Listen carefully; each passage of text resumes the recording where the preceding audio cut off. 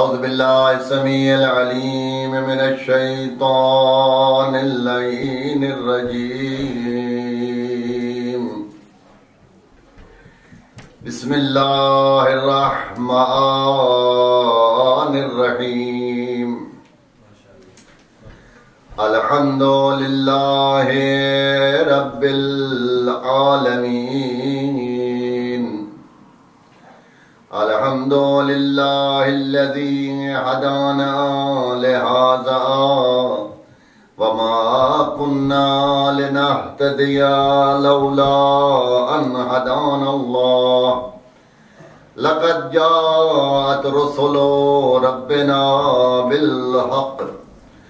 الصلاة والسلام والتحية والإكرام على أشرف خلقه وسيد بريته العبد المؤيد والرسول المسدد المصطفى الأمجد حبيب إله العالمين أبي القاسم محمد.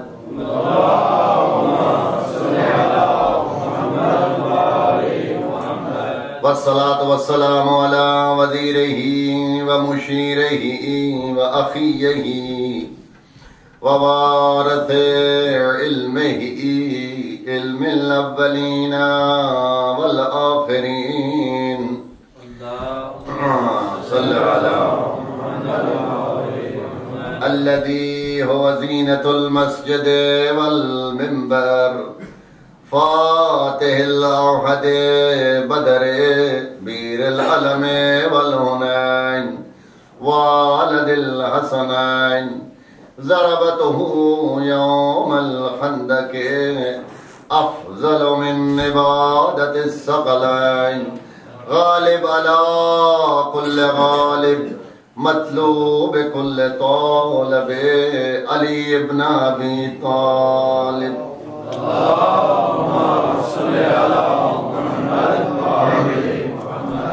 والصلاة والسلام على أهل بيته الطيبين الطاهرين المعصومين منتجبين ومنتخبين مظلومين المحرومين.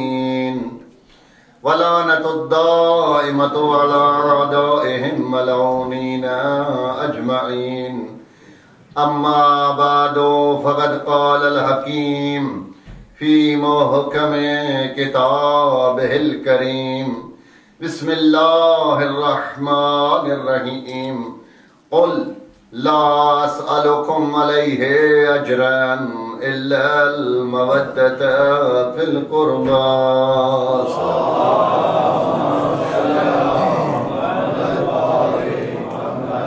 مجلس کا جو عنوان ہے وہ تو مرحومین کا اظہار ثواب ہے، اور ہونا بھی یہی چاہیے تھا کہ آج موت کا ذکر ہوتا، اور جن کا ثواب کے ذکر کے لیے مجلس ہے ان کی یاد میں ہمیں بھی موت یاد آ جاتی کہ جیسے وہ دنیا سے چلے گئے ہیں ایک دن ہم نے بھی اس دنیا کو چھوڑ کر چلے جانا. ہم میں سے بڑے بڑے لوگ، ہم سے اچھے لوگ، تعلیم میں بھی زیادہ، طاقت میں بھی زیادہ، قدرت میں بھی زیادہ، نام و نمود بھی ان کا زیادہ تھا، اور وہ بھی دنیا چھوڑ کر چلے گئے، اور آج ان کا کوئی نام لینے والا بھی نہیں ہے. تو ایک دن ہمارے ساتھ بھی یہی ہونا ہے.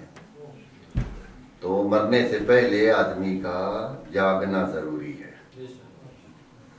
رمضان المبارک کی جو پہلی رمضان کی دعا ہے یا غالباً دوسری ہے، اس میں دعا میں یہ جملے ہیں: اللہم نبہنی عن نومۃ الغافلین. اے پروردگار سے رمضان کے صدقے میں ہمیں غافلوں کی نیند سے جگا دے. مولائے کائنات امیر المومنین علی ابن ابی طالب علیہ السلام حضرت ارشاد فرماتے ہیں: الناس نائمون، لوگ سوئے ہوئے ہیں. مولا تو جاگیں گے کب؟ فرماتے ہیں اذا ماتوا فانتبہوا، یہ اس وقت جاگیں گے جب موت کا فرشتہ آئے گا۔ الناس نائمون، سوئے ہوئے۔ اور اگر ہم اپنے اپنے گریبانوں میں جھانک کر دیکھیں تو واقعاً نہ ہمیں آخرت کا ہوش ہے، نہ سوچ ہے، نہ وقت ہے، اور دنیا میں اس قدر گرفتار ہیں، اور سارے کام پینڈنگ ہیں، جتنے بھی اچھائی کے کام ہیں سب پینڈنگ میں جا رہے ہیں، کریں گے کریں گے کریں گے، اور جب بالکل موت آ جائے گا تو پھر جاگیں گے، اور پھر یہ احساس ہوگا اوہو میں تو سارے کام میرے رہ گئے، اب میں کیا کروں؟ تو مولا فرماتے ہیں اس وقت کی یاد کا پھر کوئی فائدہ نہیں ہے، اس لیے کہ پھر کچھ نہیں کر سکتے۔ تو فکر نہ کریں، میں نے زیادہ ڈرانا نہیں ہے آج، تو میں نے جو آیت آپ کی خدمت میں پڑھی ہے اس کا ترجمہ اور اس کے ذیل میں کچھ بیان آپ خدمت میں ارشاد فرمانا ہے، کرنا ہے۔ تو صرف یہ اس عوامے کی ذمہ داری ہے کہ ہماری ڈیوٹی ہے کہ ہم جہاں جائیں وہاں لوگوں کو اللہ کا پیغام پہنچائیں، پیغمبر کا پیغام پہنچائیں۔ اس لیے ہم سے پوچھا جائے گا قیامت والے دن، یہ جو تم نے سر پہ امامہ رکھا تھا، حضور کی پگڑی اور یہ لباس پہن کر گئے، اگلوں نے تمہیں بلایا بھی، پیسے بھی دیے، مجلس بھی سنی، سامنے بھی تمہارے 1 گھنٹہ بیٹھے رہے، تو تم نے کیوں نہیں ہماری بات ان تک پہنچائی؟ تو اگر تم پہنچاتے تو ہو سکتا ہے ان پر اثر ہو جاتا۔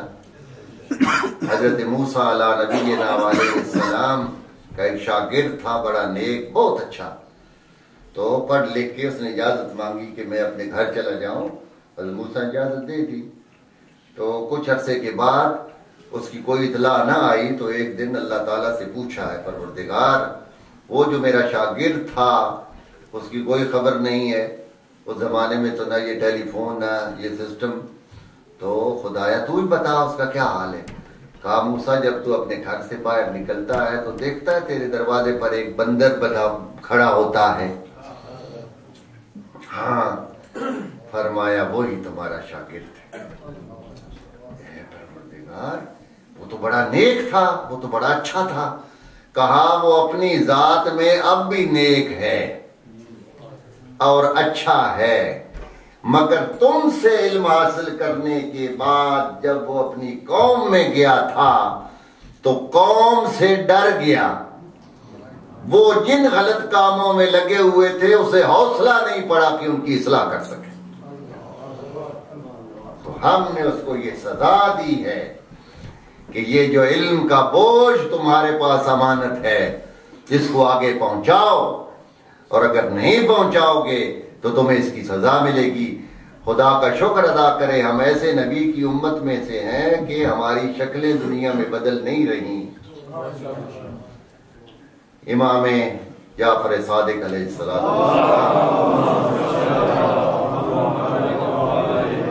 حج پر تشریف لے گئے اور کھڑے ہیں کوہ مزدلفہ پر، اور ساتھ ابو بصیر ہیں، تو ابو بصیر نے کہا ما اکثر الحجیج یا ابن رسول اللہ، رسول کے بیٹے اس سال کتنے حاجی آئے ہیں؟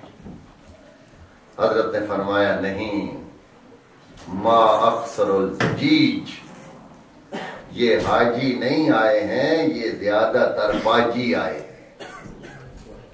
تو میری نظروں سے دیکھو، امام علیہ السلام نے اپنا دست مبارک اس کی نگاہوں پر پھیرا تو جتنا مجمع تھا جانوروں کی صورت میں نظر آنے لگا، کوئی اس میں بندر تھا، کوئی اس میں کتا تھا، کوئی اس میں سور تھا۔